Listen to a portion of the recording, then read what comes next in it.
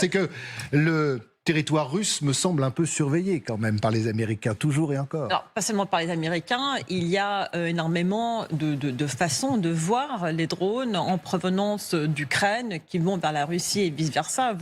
Sur n'importe quel téléphone portable, moi j'ai 4 ou 5 applications que je peux ouvrir à n'importe quel moment. On voit les traces de drones, de missiles qui vont d'un côté ou de l'autre.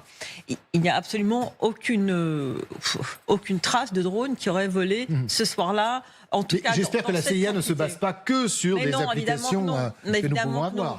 Mais le problème n'est pas de savoir ce que dit la CIA ou de ce que dit Trump, c'est que Trump a déjà démontré par le passé qu'il a tendance parfois à croire plus les Russes que la CIA. Il y a eu cette fameuse conférence de presse absolument lunaire à Helsinki en 2018. Après un sommet Poutine-Trump, dans lequel Trump on lui avait posé une question sur l'ingérence russe dans les élections. Il m'a dit, écoutez, là, le FBI et le CIA me disent que oui, mais moi, Poutine, les services de Poutine me disent qu'il n'y a pas une ingérence, et moi, j'ai presque tendance à les croire. Eux, plutôt que de croire mes propres services.